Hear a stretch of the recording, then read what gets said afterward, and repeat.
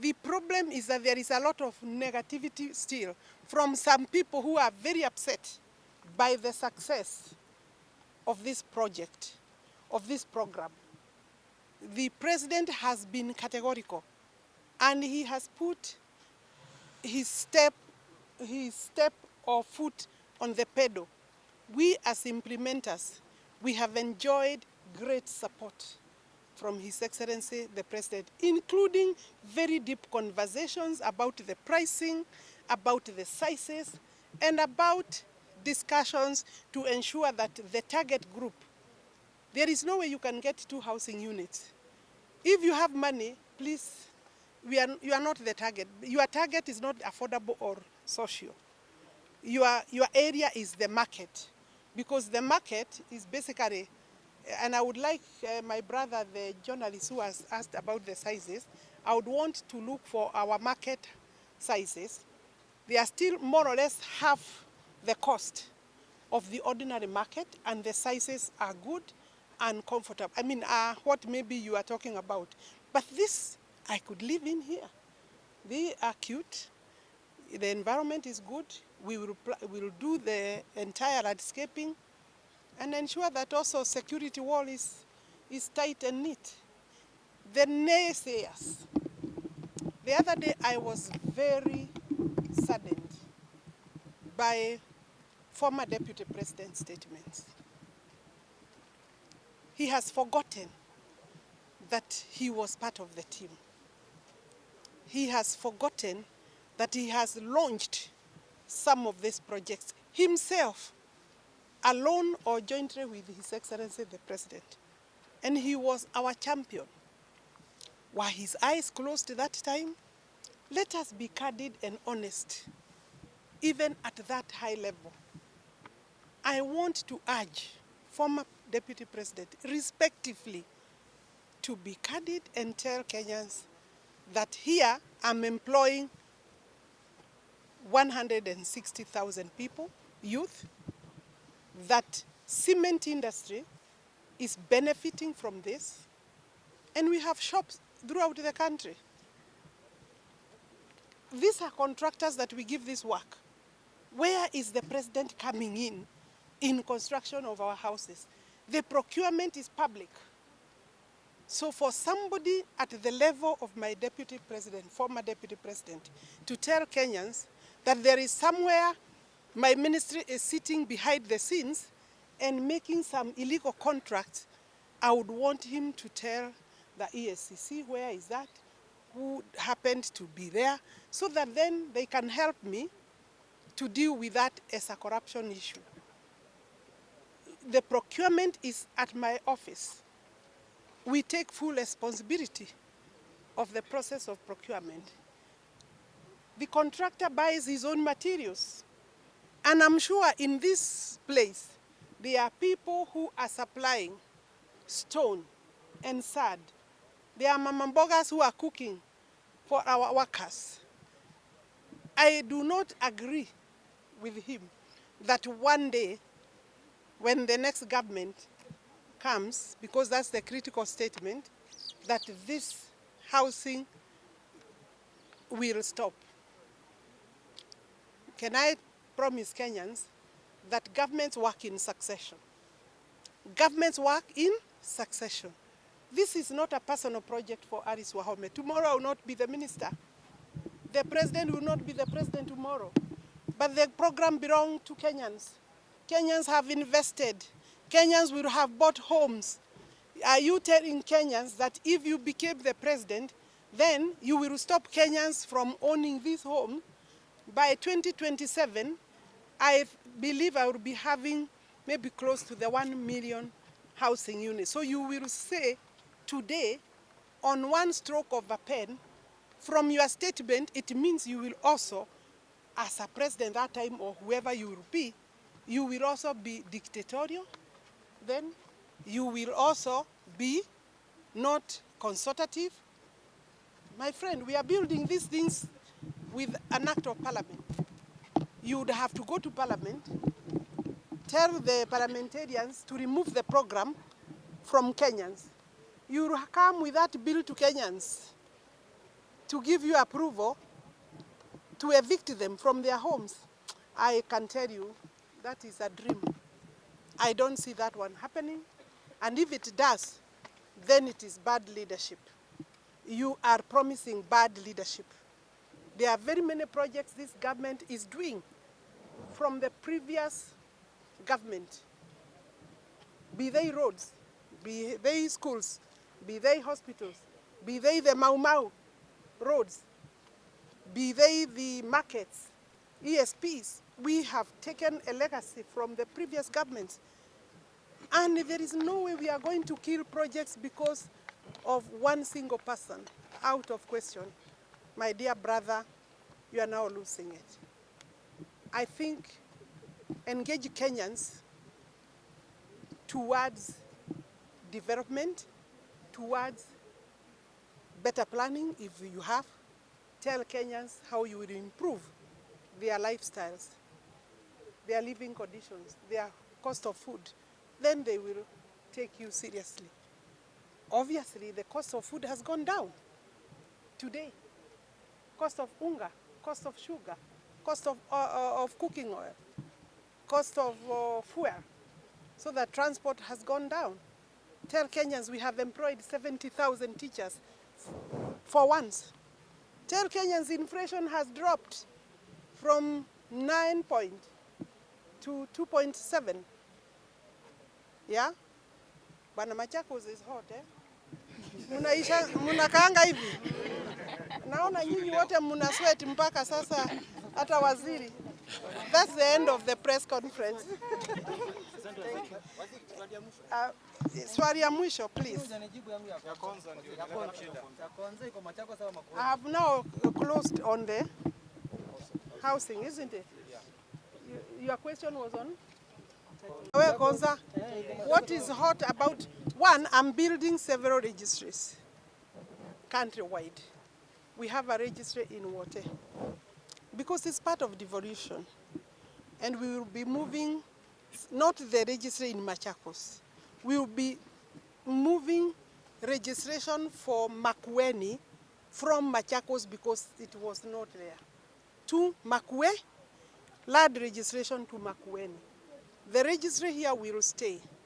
We are also building a registry in Mavoko with the assistance of the governor, Machakos County.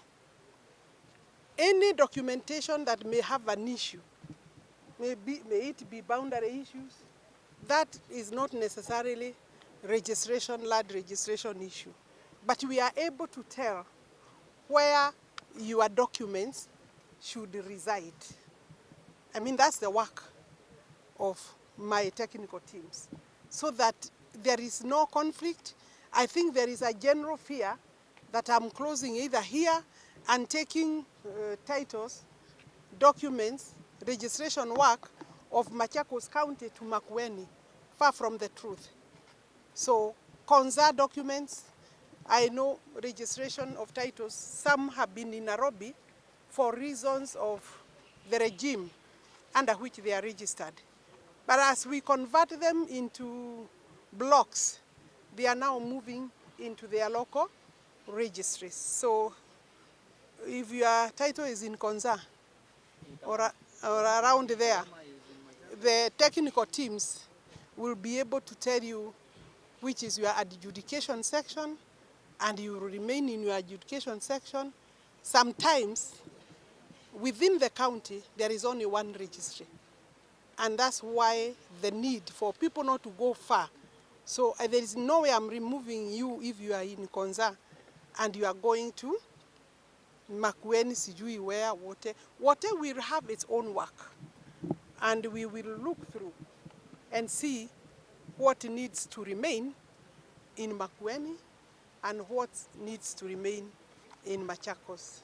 But don't put me into those disputes zenu hapa. Mimi sikukuja siasa, nimekuja kazi ya affordable housing na kazi ya registry, kazi ya titling. Nitakuja siku ingine, lakini I appreciate the partnership of Governor Wavinya and also Governor Mutura Kironzo, my learned friend. Sawa sawa. should be 600 shillings per day. We have, of course, increased the number, the work for architects, for engineers, both electrical, civil engineers, structural engineers. We have artisans, masons, and we have a very special category to us, the Juakari sector, that are the ones doing our doors, the welding, fixing our windows and doors is the work of our Juakari sector. So we intend to promote that in a very big way. And the government has put aside 4.5, through this program, 4.5 billion to ensure that as we do these houses, it's not the big contractor that you know or Kenyans are used to benefiting. Is that we are building skills for our ordinary artisans. I can take another question. Most of the residents. What is in the market? Because what is in the market, may I repeat, is not affordable to the target group that we are providing. If you come and see that this house is more, it means you are not our target group. The people we are targeting are people living in single slum dwellings. And they are single. They are living there with their wives, with their children, with their house helps, with their relatives when they visit. And clearly, Kenyans know that. They are either timber or matope houses or basically papers put together. And you are paying for 3,000, 2,000 per month, a home that you really are calling a home just because you have no other choice.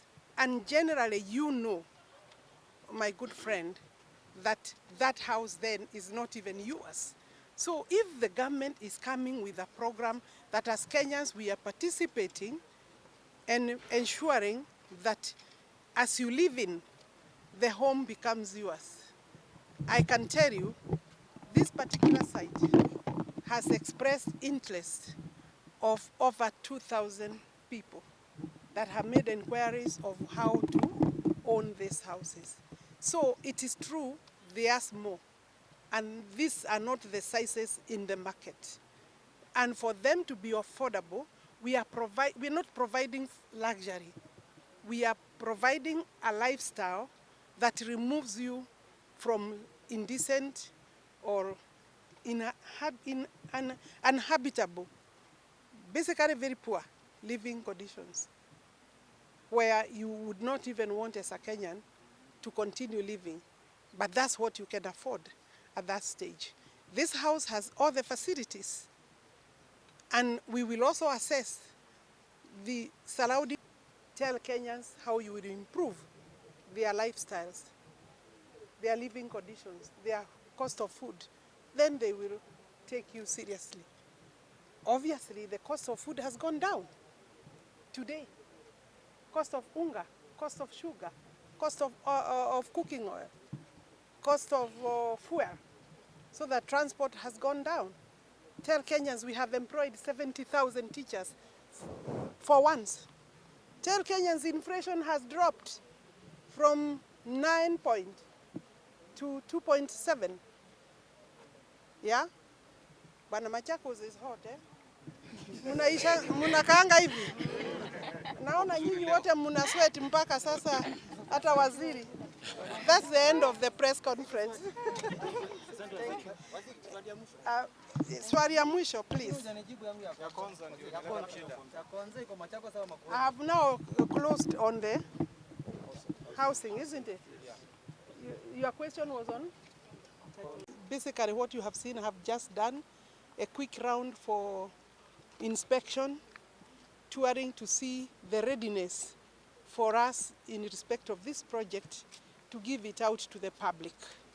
Is one of our first projects. In fact, this is our initial design, ground plus 4, but by and large, as we moved on to save on the land, we have been now changing our design and converting the initial design to ground plus 9, and in other places, depending on the site and the land, we have ground plus 14 up to ground plus 20. in different places. So we are preparing this site for handover, and we expect that we'll be able to get the visitation during that launch, commissioning of His Excellency the President, so that we can release the units to the public. Among other units that we will be releasing in the first quarter of this year, meaning when I talk the quarter, not financial quarter, but this quarter of 2025, the first quarter up to April, we intend to release to the public between 4,000 and 5,000 housing units of different sizes. And the typologies or the types of houses, speaking from Machakos, I want to remind Kenyans that we have studio, we have a 2-bedroom, we have 3-bedroom, and we have 1-bedroom. But the typologies, in terms of our category, we have social, affordable, and market. We have social, affordable, and market. The difference between those three is, one, the size of the unit by measurement, and the price. Of course, the smaller the size, the less price that you pay. Most important is that these houses that we call social and affordable are within the reach of Kenyans, the ones that we target, the low-income category of Kenyans in terms of income. And they are there, they are the majority, and they could not access decent housing. And our mandate as a national government is to ensure that Kenyans are living within a decent housing. Affordable housing, therefore, becomes the program to address the constitutional mandate in Article 43 that requires the state. And when they say the state, it also includes the county government.